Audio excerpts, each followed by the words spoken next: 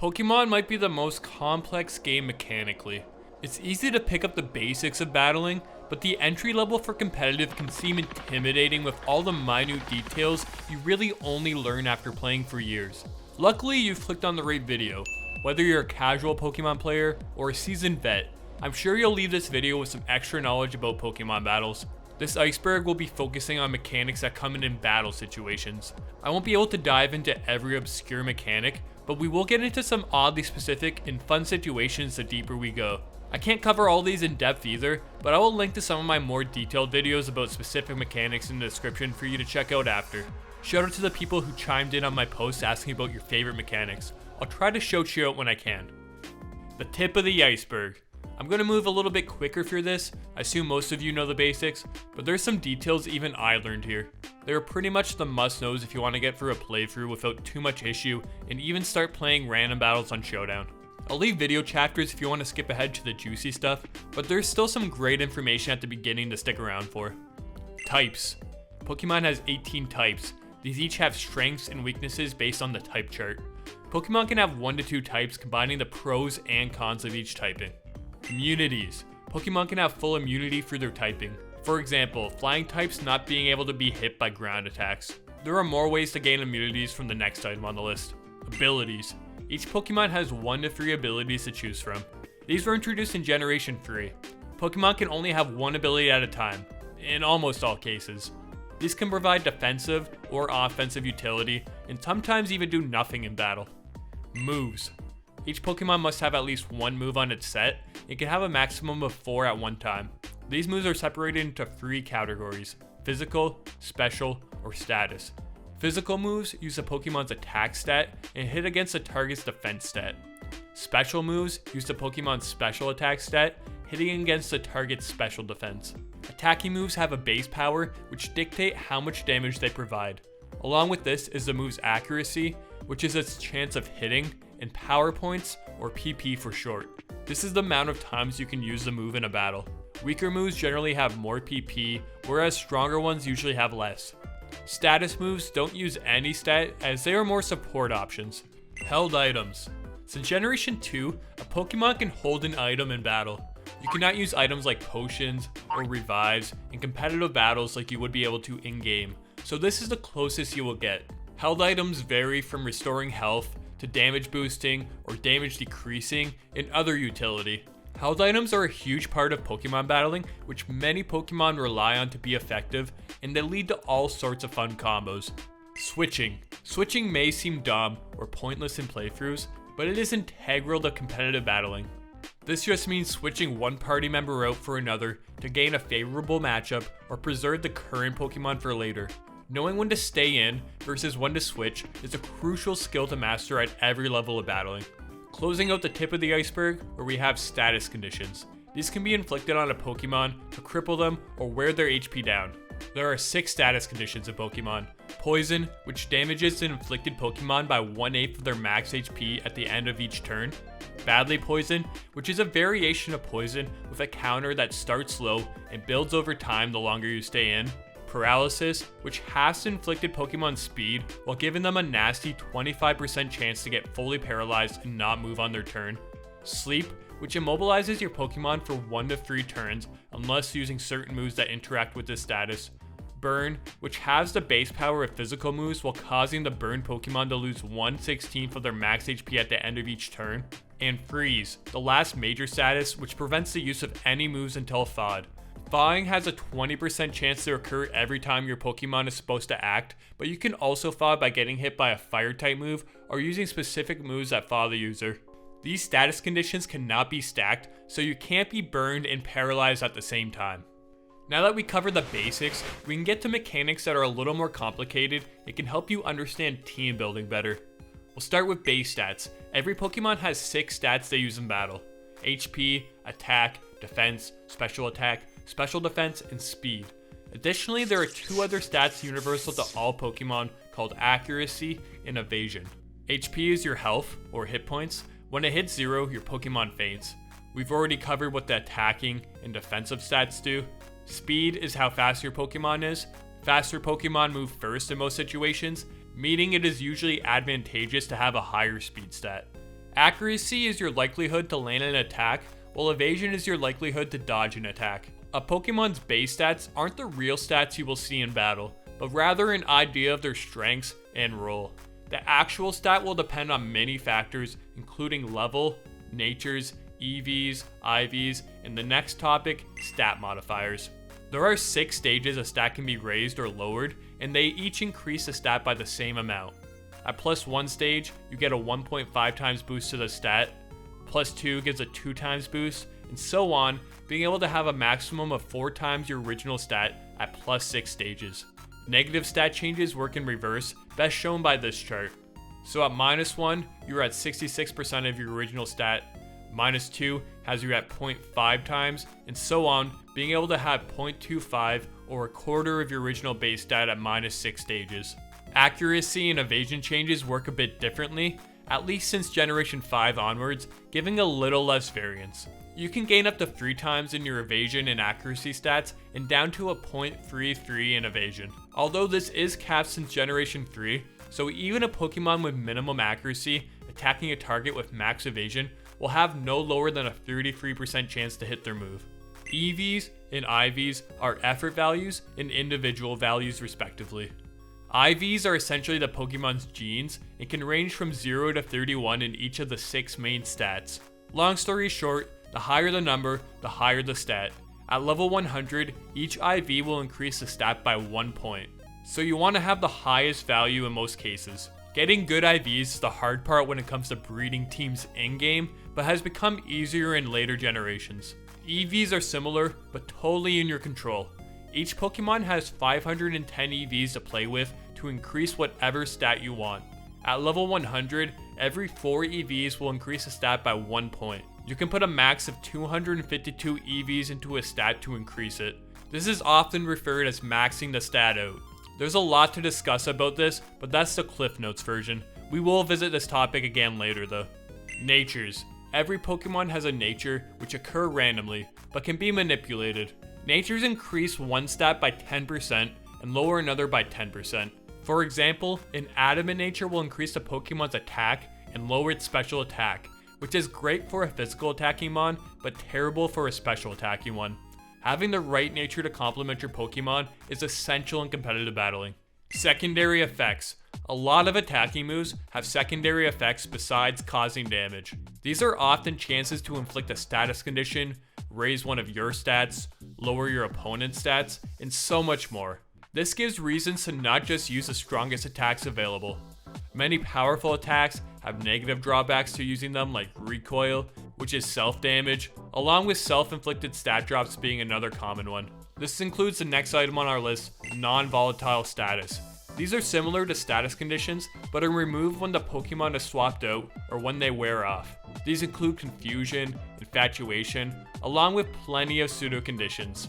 These are able to be stacked with each other and a status condition. I cover them all in this video if you want a detailed explanation. Not typically as bad as full status, and meant more as disruption. Critical hits are a staple of Pokemon battles since day one, but have evolved over time. Once based on speed, crits are now fixed to stages. As of Generation 7, the default of 0 for most circumstances gives a 1 in 24 chance to land a critical hit, a little over 4%. At +1, you have a 1 in 8 chance, about 12.5%. At +2, your chances jump to 50%, and at +3 or higher, you're guaranteed to land a critical hit. These stages can be increased by certain moves with a high critical hit chance, or Focus Energy and Dragon Cheer, along with the items Razor Claw and Scope Lens. The ability Super Luck also gives the effect of raising the user's critical hit stage to +1. The items Leak and Lucky Punch grant 2 stages of critical hit boost, but can only be wielded by the Farfetch line and Chansey respectively. One-hit KO moves, or OKO for short, refer to 4 moves that have the ability to one-shot the opponent if they land. These moves have low accuracy in turn for their powerful effects, but it doesn't abide by regular rules. OKO moves cannot affect any Pokemon with a higher level than the user. They start at 30% accuracy and gain 1% each level higher you are compared to the target. So if you were using a level 70 Pokemon against a level 40 Pokemon, you would have a 60% chance to land your Oko move. These do not interact with any accuracy or evasion changes, so you can't increase your accuracy or lower your opponent's evasion to have a better shot at landing these moves.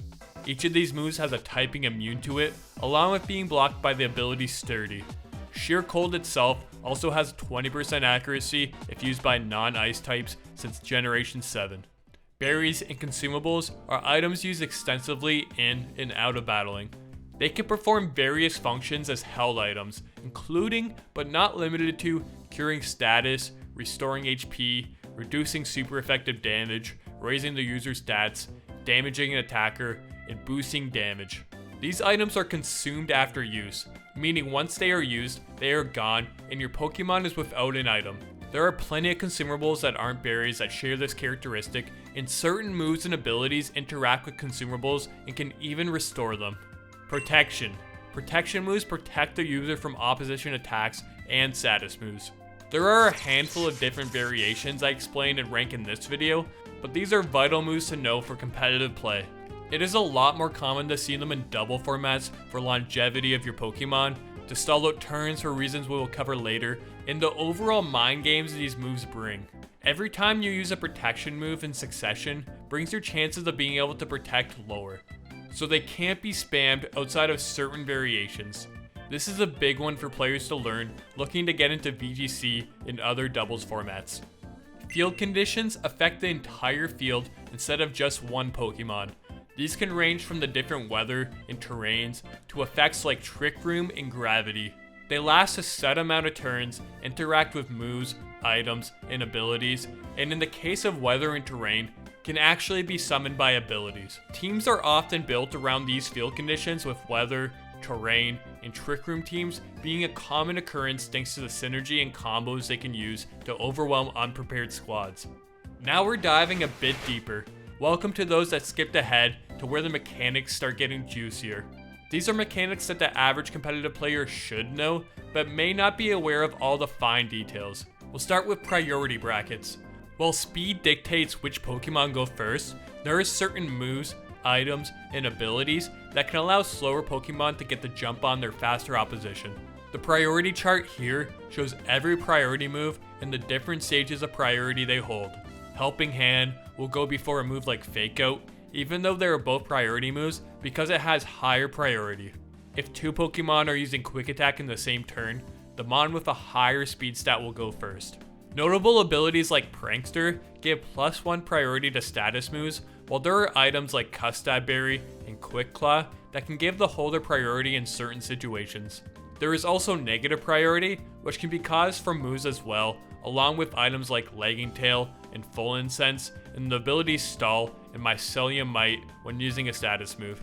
We also have counterplay to priority. Abilities like Dazzling, Queenly Majesty, and Armor Tail block priority moves against the user side of the field, while Psychic Terrain protects all grounded Pokemon from being hit by priority moves. Contact effects. Contact happens when a Pokemon uses an attacking move that makes contact with another. This is generally through physical attacks, but it isn't that simple.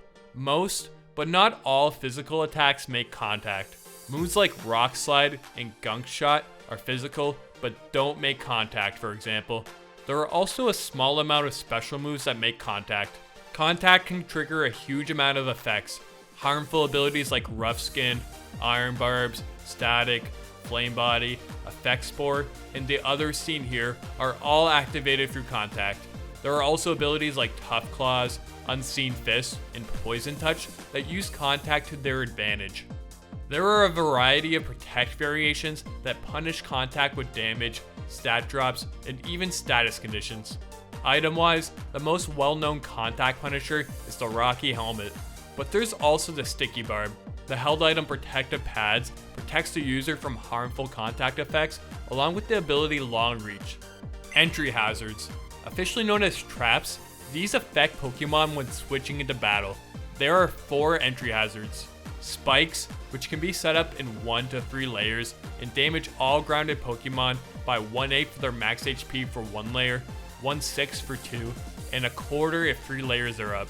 Toxic Spikes will inflict all grounded Pokemon who could be poisoned with the poison status if 1 layer is set up, and the badly poisoned condition if 2 layers are set up.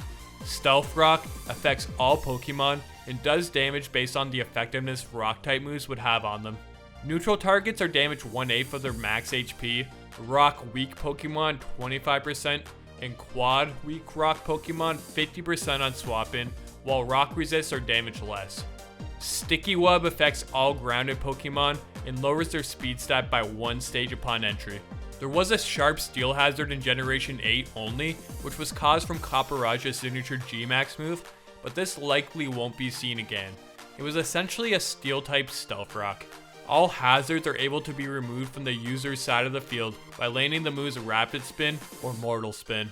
The status moves Defog and Tidy Up remove entry hazards from the entire field, while the move Court Change will exchange these traps on each side of the field. Similar to entry hazards are one-sided field effects. These differ from field conditions since they only affect one side of the field.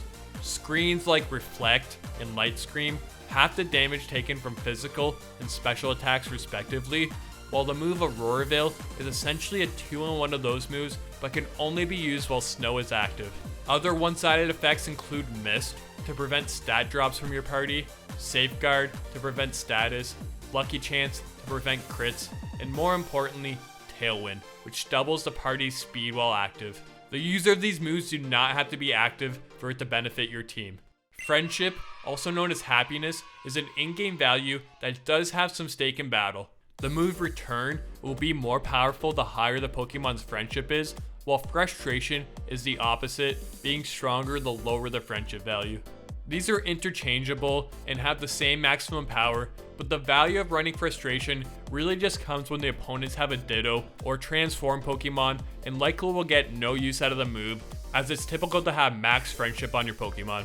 This mechanic does come into play in-game sometimes, but in competitive battles outside those moves, it is not a factor. Hold up. Pivoting moves swap the user out after use. These are incredibly powerful and important in singles battling, as they can gain momentum by scouting for an opposing switch, keeping a fast offensive mon safe while gaining damage, and allowing slow bulky Pokemon to take a hit and get their offensive teammate in for free. Time for another plug, but I explained each pivoting move and ranked them all in this video if you want to see a more detailed breakdown of the importance of pivoting. Trapping is our next topic. Trapping, also known as escape prevention, can be triggered in multiple ways. The most immediate are through abilities. Arena Trap prevents all grounded Pokemon from switching out, which, by the way, ungrounded simply means flying type, having the ability to levitate, or under the effect of another condition like telekinesis, magnet rise, or holding an air balloon. The ability Magnet Pull traps opposing steel types from swapping, and Shadow Tag prevents all Pokemon from swapping unless they also have the ability Shadow Tag. Trapping can be caused from status moves as well, which prevent the target from switching. There are also binding moves which temporarily trap the target but wear off after a set amount of turns. The previously mentioned pivoting moves still allow the user to switch, along with the item Shed Shell. Another counterplay to trapping is utilizing type-based features. Some types have unique properties not shown on the type chart. Ghost types have an immunity to being trapped by any means since Generation 6. Grass-type Pokemon have an immunity to all powder and spore-based moves, along with an immunity to the move Leech Seed. Dark-type Pokemon have an immunity to Prankster-boosted status moves. There are a few other features to types. For example, Steel and Poison types cannot be poisoned, Fire types cannot be burned, Electric types cannot be paralyzed, and Ice types cannot be frozen. Along with this, Ground types have an immunity to the move Thunder Wave, and Poison-type Pokemon cannot miss the move Toxic, and it even hits if the target is in the middle of using a move like Fly or Dig that normally makes them semi-invulnerable. Move subcategories. This is one of my personal favorites. There are subcategories of moves that interact mainly with items and abilities. These include punching moves, which interact with Iron Fist and Punching Glove, Aura and Pulse moves, which interact with Mega Launcher, Ball and Bomb moves, which interact with Bulletproof, Biting moves, which interact with Strongjaw, Dance moves, which interact with Dancer, Explosive moves, which interact with Damp, Powder and Spore moves, which interact with the Grass type, Overcoat, and Item Safety Goggles. Slicing moves, which interact with Sharpness. Sound-based moves, which interact with Punk Rock, Soundproof, Liquid Voice, and the item Throat Spray. And finally, Wind moves, which interact with Wind Power and Wind Rider. The moves in these subcategories aren't exclusive to any type in particular, but can slightly differ in effectiveness in certain situations. So it's good to know if a move falls under one of these categories if you want to boost or counter them. Varying power moves are almost a subcategory of themselves. Their power depends on specific characteristics and situations. Moves like Eruption, Water Spout, Dragon Energy, Reversal, Flail, Brine, Ring Out, Crush Grip, and Hard Press are all HP dependent moves considering either the user's or target's current HP. Other moves have variable power that is a dice roll like Magnitude, Present, and Fickle Beam, where you have to pray to Arceus to give you favorable RNG. We have the moves Power Trip and Stored Power that increase in base power the more positive stat changes the user has, while the move Punishment powers up for every positive stat change the opponent has. A unique one is Trump Card, which is the only move that powers up based on how much PP it has left. There are a few more examples I will include in the other segments of the Iceberg. Next is Range. While most moves can only target one Pokemon, there are certain moves that can target multiple Pokemon at once. This isn't really relevant in singles, but in doubles, spread attacks are very valuable to pack on your team in order to target both opponents at once. Moves like Rock Slide, Icy Wind, and Dazzling Gleam will target into both opponent slots in a double battle, but will only hit at 75% of their original power into each slot. They each will have independent accuracy and secondary effect checks. The same goes to spread status moves, although there is no debuff since they don't have a base power, only independent accuracy checks. There are also moves that target all other Pokemon on the field, such as Surf, Earthquake, and Sludge Wave. This still brings a 25% damage reduction when targeting multiple Pokemon.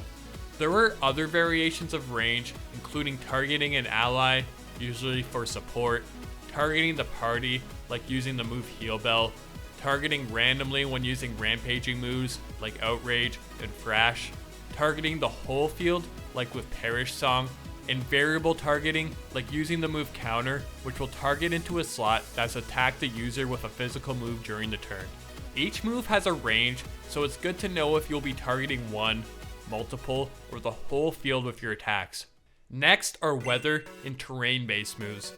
There are certain moves that interact with weathers and terrains and aren't necessarily related to the typing associated with them.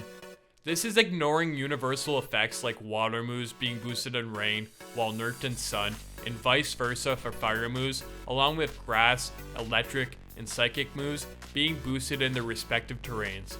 A lot of moves become buffed or generally more effective in weather. Some attacks gain perfect accuracy or lose accuracy depending on the weather. Other moves that normally have a charging turn skip it. Status moves are also affected, like healing moves healing more or less in certain weathers, and the move Growth doubling its effectiveness in sun. If you want a more in-depth look and ranking of weather moves, simply click this unholy thumbnail. Terrains, on the other hand, have less moves that specifically interact with them, but there are some really powerful options. Some moves power up and can even change type by having a terrain up, while a move like Grassy Glide will gain priority if grassy terrain is active. Floral Healing will heal more in grassy terrain, while a few ground type attacks will become weaker when it's grassy. I have no terrain-based video yet, but let me know if you'd like to see one ranking all terrain-based moves. Multi-strike moves include any move that hits more than once in a turn. These can vary from 2 to 10 hits, but generally don't pass 5. Multi-strike attacks can trigger contact effects for every hit and have the advantage of being able to break through substitutes, focus ashes, and sturdies thanks to being treated as separate attacks. These can be used for fun combos and doubles, and I go over and rank them all in this video. I swear I'm not just trying to plug a bunch of my old content, but I really don't have time to go super in depth on every topic, and there's a lot to cover with each of these. Stat multipliers are a mechanic I often see people get wrong. This is mostly with abilities such as Huge Power, but also apply to items like Light Ball and Fit Club. These double specific stats, which seems easy to process. A lot of people seem to think this affects the base stat, which is completely false. This affects the raw stat, meaning a Pokemon with Huge Power and a 50 base attack can be a lot stronger than a Pokemon with 100 base attack without Huge Power. I go in depth at the beginning of this video on Huge Power Pokemon, but this also applies to other abilities like Fur Coat and should be treated more like having +2 in the stat off the rip rather than thinking the base stat is doubled. Wrapping up the middle part of the iceberg with Hidden Power.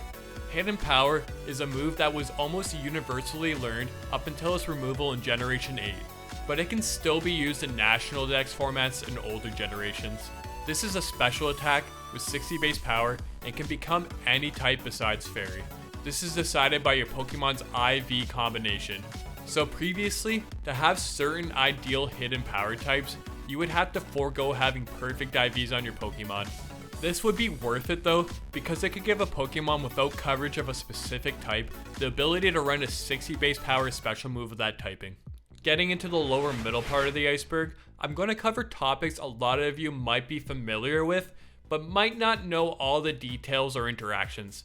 This is also where we start getting into those juicy move-specific mechanics. Starting with synergistic moves. There are a handful of moves that actually synergize specifically with each other. The moves Rollout and Ice Ball lock you in for up to 5 turns while increasing in power exponentially. But if the move Defense Curl is used prior to either of these moves, it will double starting at 60 base power instead of 30 and increasing from there. The pledge moves straight up tell you they work together with other pledges. When used together in a double battle, these moves combine into one strong attack that sets a temporary field effect.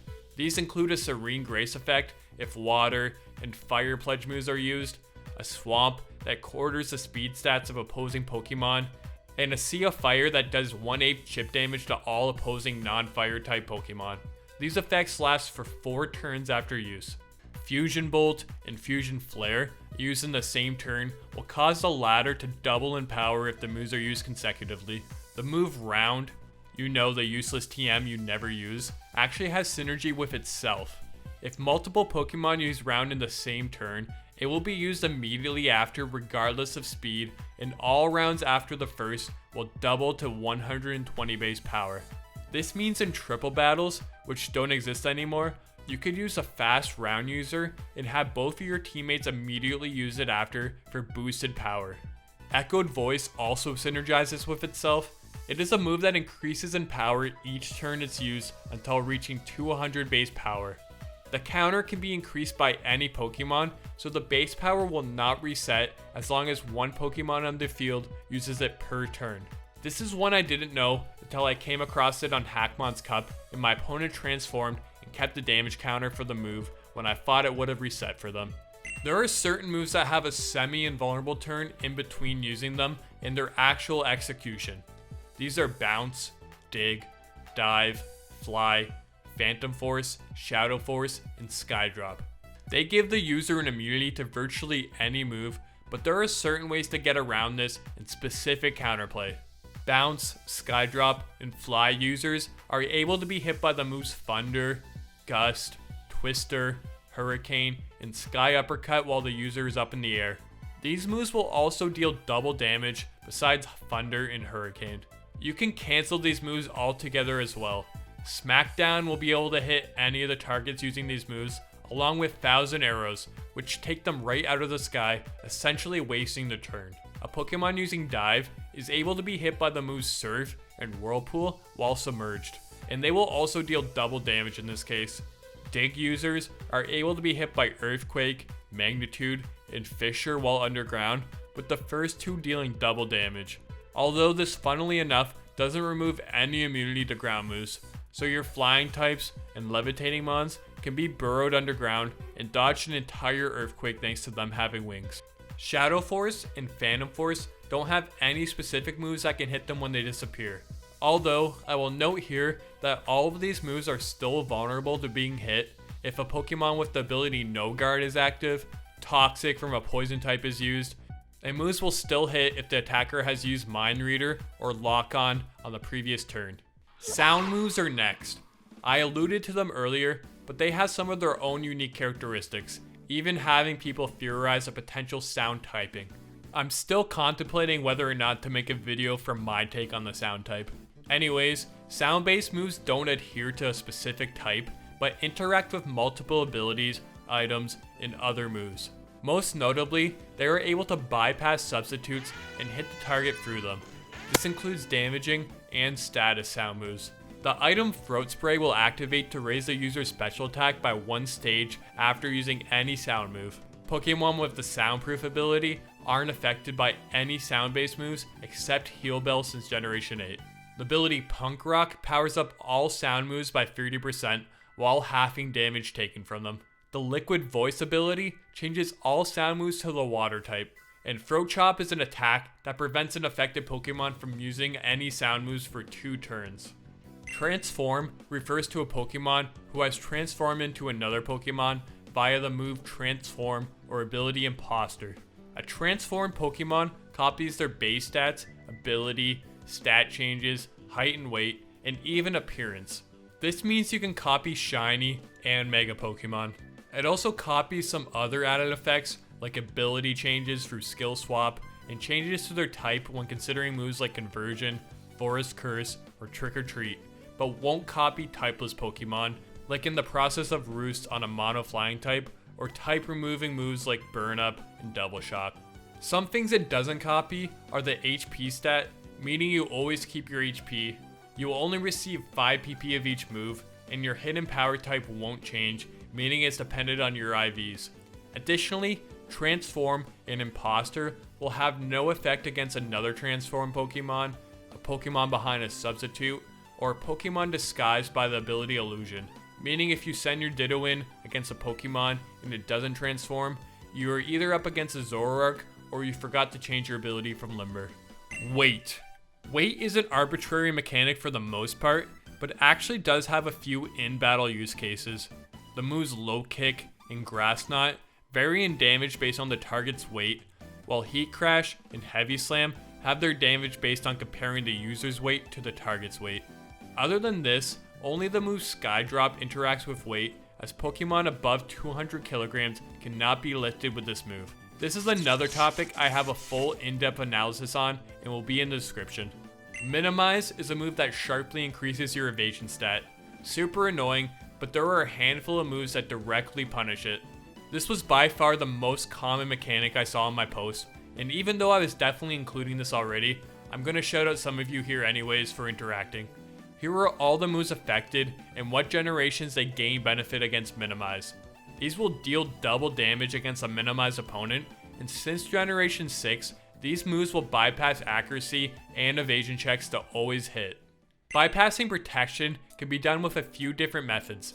There are certain moves that have the effect of bypassing and even removing the effects of protection. These include Feint, Phantom Force, Shadow Force, Hyperspace Fury, Hyperspace Hole, which all bypass and break protection. The moves Hyperdrill and Mighty Cleave also hit for protection, but don't break it. Moves that hit for protection don't feel any of the negative effects hitting them would normally give, like a poison on Baneful Bunker or attack drop from King Shield. Unseen Fist is an ability exclusive to Urshifu that makes all contact moves bypass protection. This works even if using protective pads, but not if holding punching gloves and using punching moves.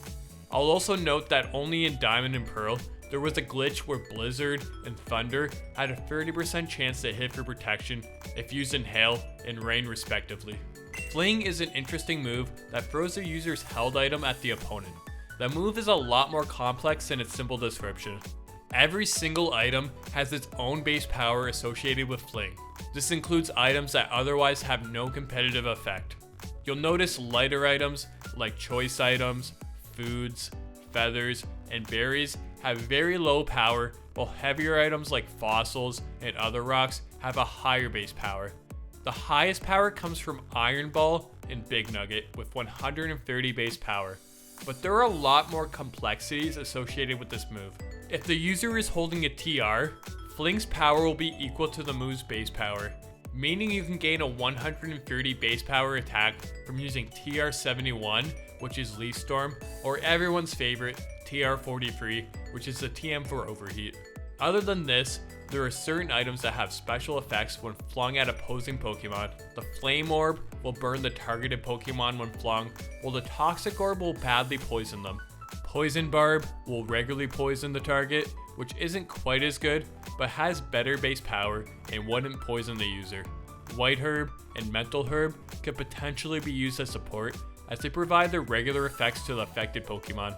The Light Ball will paralyze the target, while the King's Rock will cause the target to flinch. I'll also note Pokemon with the ability Klutz cannot use Fling, which is a very unfortunate aspect of that ability that would have given it a lot more use cases.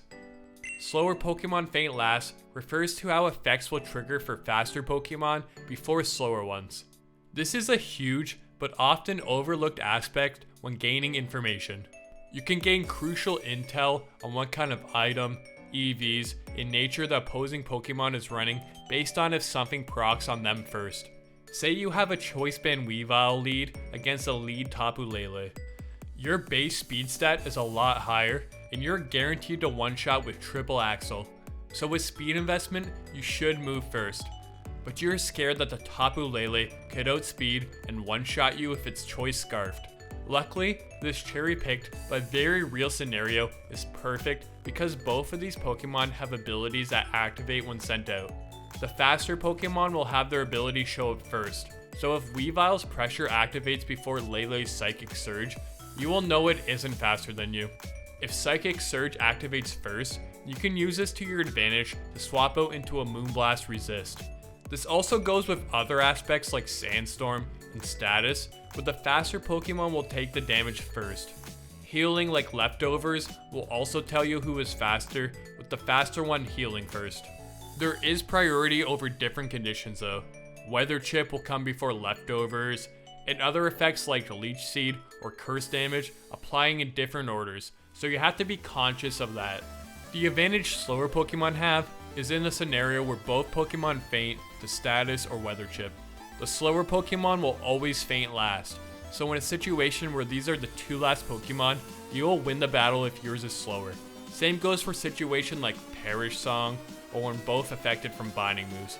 This is another topic I go in depth with on this video, and a lot more situations where both mons faint. Getting lower on the Iceberg, and this section focuses on more specific move interactions and advanced strategies for competitive. Dynamic speed refers to how turn order can change mid-turn. Before Generation 8, the order Pokemon act was determined at the beginning of the turn. This was changed to the current system where mid-turn, different moves, items, and abilities can factor into which Pokemon move first. A Tailwind setup from an ally Pokemon can allow a normally slower Pokemon to now outspeed and move before the opposition. Swapping in a weather or terrain setter can trigger abilities, items, or moves to activate a speed feature, allowing them to move first. This opens up a ton of strategies such as the previously mentioned Tailwind, abusing speed lowering moves against your opponents including Thunder Wave, proccing abilities like Unburden, Swift Swim, Chlorophyll, Surge Surfer, and so many more combos you have to be aware of when team building and analyzing your opponent's team composition. Dragon Darts is perhaps the smartest move in the game. The intricacies behind this move in double battles are crazy. It has built-in smart targeting to guarantee the most damage.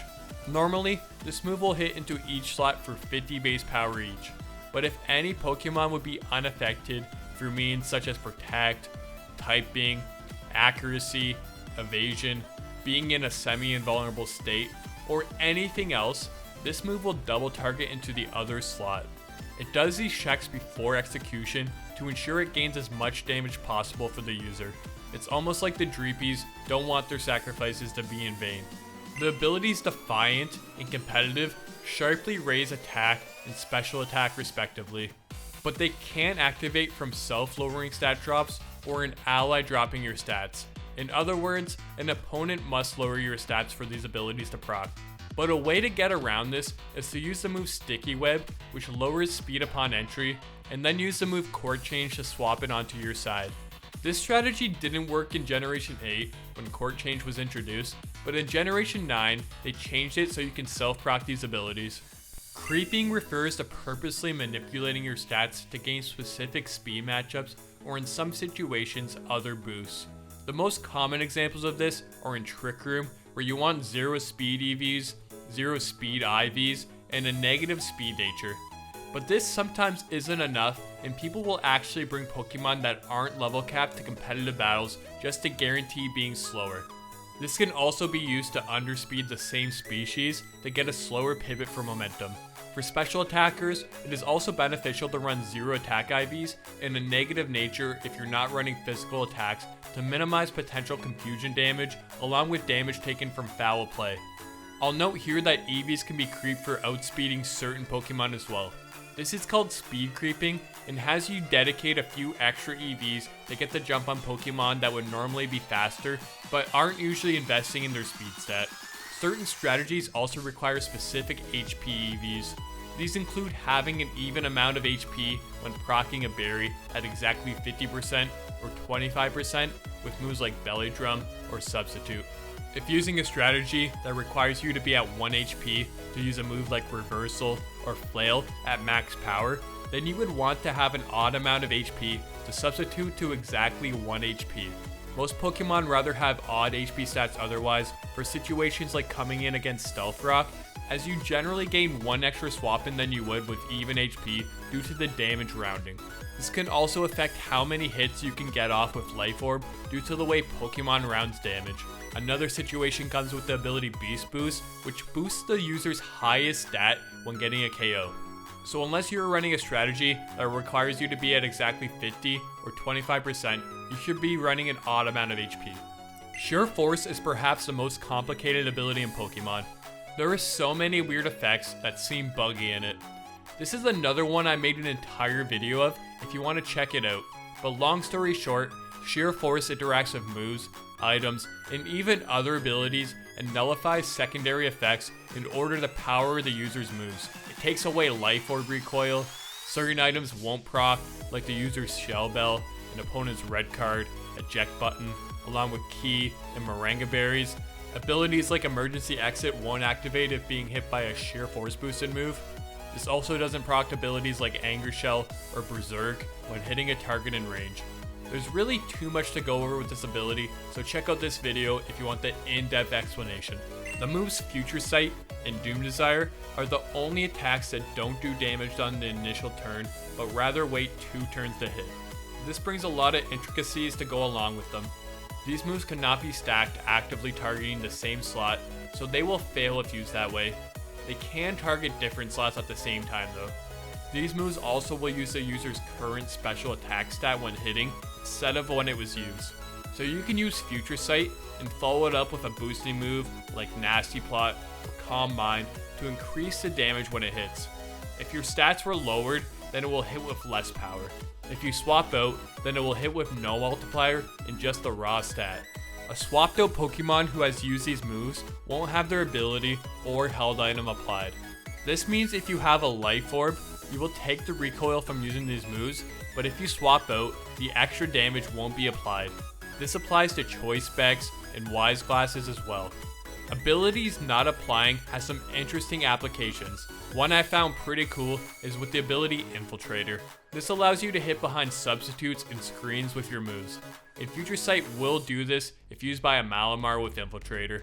However, if you swap out before the attack hits, your Future Sight will instead target the substitute instead of the Pokemon directly and be affected by the screens. Other than this, it can affect damage outcomes through negating abilities like Tinted Lens, Sniper, Rivalry, Adaptability, Analytic, Mold Breaker, nor getting benefit from Victory Star, and negates a poison chance from Toxic Chain. It is also the only way Stonejourner's Power Spot ability can have use in singles, as it will power up these moves if swapped in while they go off. The Gen 1 miss is something I just wanted to mention, even though I mostly wanted to keep this to modern mechanics. This was a glitch that allowed even 100% accurate moves to miss 1 in 256 times. These moves would have 99.6 effective accuracy. This meant, albeit small, you always had a chance to miss your moves unless they were Bide or Swift, which bypass accuracy checks altogether. This is my homage to generation glitches. There's been a lot of videos on this, so I have no reason to make one, but there are plenty of interesting and hilarious ones thanks to the technology and limited space they had to work with when creating those first games. Outspeeding Trick Room refers to stat overflow. You can become so fast that you move before slower Pokemon in Trick Room. Once you pass the 809 speed threshold, you will move before any other Pokemon unless they also boosted to this a ridiculous amount. It has to do with speed overflow and how Trick Room is calculated by not actually reversing the turnover, but calculating their speed stats differently. Freeze-Eye explains it better than I could in his dedicated video on this topic, but yes, it is possible to become fast enough with certain Pokemon to go first inside and outside of Trick Room. Getting to the deepest level of the Iceberg here, and these are very rare situations that you could possibly see in competitive, but they are definitely uncommon, and you would most likely just be fine not knowing about these interactions. Encore interactions refers to how the move Encore can allow some moves to function differently than they normally would. The best examples being first, when a Pokemon tries to use a priority move while in Psychic Terrain, and also when a Prankster user uses a status move against a Dark type. In Psychic Terrain, you're protected against priority moves, so if you are encored into a priority move, your opponent has nothing to worry about, right? Well, if you previously used a priority move, and the following turn you were outsped and encored into that move, you will be able to use it and hit your opponent, but only on the turn you are encored. This is due to it not technically having priority that turn. This makes all subsequent uses affected by the terrain, but this turn will treat it as a neutral priority move. This is pretty much the same for Prankster Pokemon being encored into a status move. They will be able to hit a Dark type with the status move on the turn they were encored if moving second thanks to it not being a Prankster boosted move. So all the following turns will see the Dark type's immunity kick in due to the move having increased priority, but on that one turn it will be able to land since the ability is not factored into the move's use. Beak Blast is a signature move with 2 cannon and has the unique aspect of being increased priority in the charging portion and negative priority for the actual attack. What's interesting about this move is the charging aspect and how it functions. It will always activate at the beginning of a turn it is used, even if the Pokemon is unable to attack. This includes if 2 cannon is confused and hits itself, fully paralyzed, attracted, asleep, and even if it is frozen.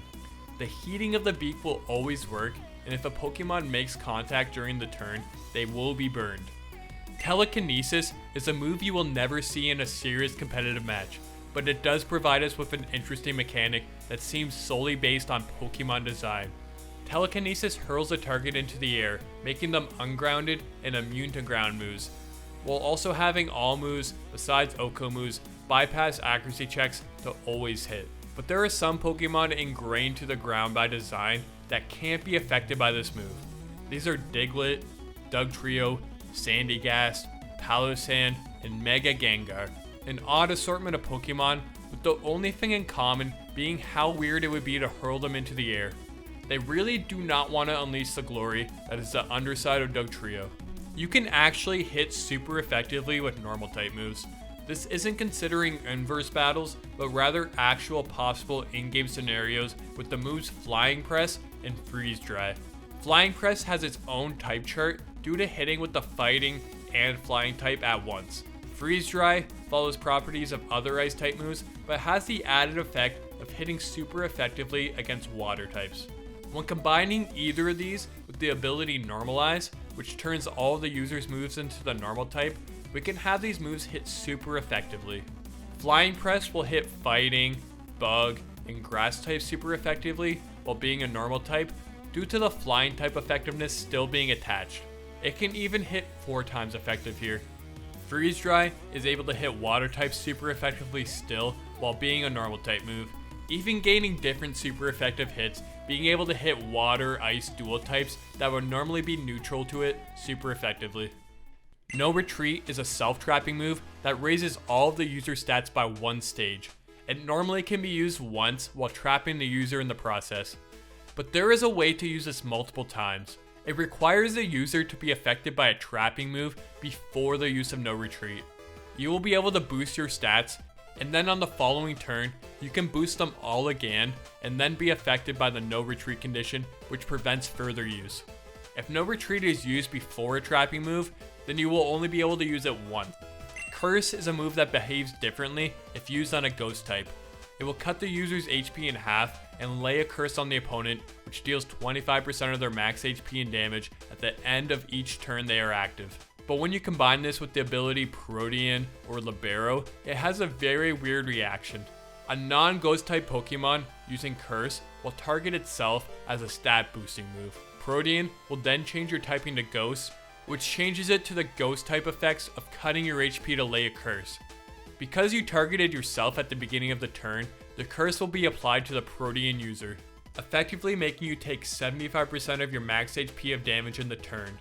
No Protean or Libero user has this combo, but Meowscarada and Kecleon both have the combination of Protean and Skill Swap, so they could technically use this to make something like a Curse Snorlax turn itself into the ghost type and lay a curse on itself.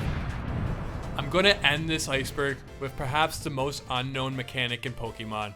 This is with the move Focus Blast. Focus Blast is listed at 70% accuracy, but has a specific code line written in it. If your opponent is swapping out into a Pokemon weak to Focus Blast, your odds of hitting the move actually inverse to 30%. This I feel is subconsciously known throughout the community of Focus Blast users, but many people don't actually know it's a built-in mechanic. There's definitely a lot more mechanical intricacy than Pokemon, and if I took the time to go over every small aspect and cool scenario, this video would probably be about 12 hours and my jaw would be broken from talking. I'm going to cut it here though. These are the mechanics I find most essential to know, the most interesting as we got deeper. If you made it this far, make sure to leave a like and don't forget to subscribe to the channel. My goal is to hit 20k subs by the end of the year. And if there is any cool mechanics I didn't mention, make sure to leave a comment. I always love learning more. Special thanks to my Patreon and YouTube supporters. If you want to support these videos and gain special perks for less than $1, then consider becoming a member and having your name shown at the end of these videos. Thanks again for watching, buds.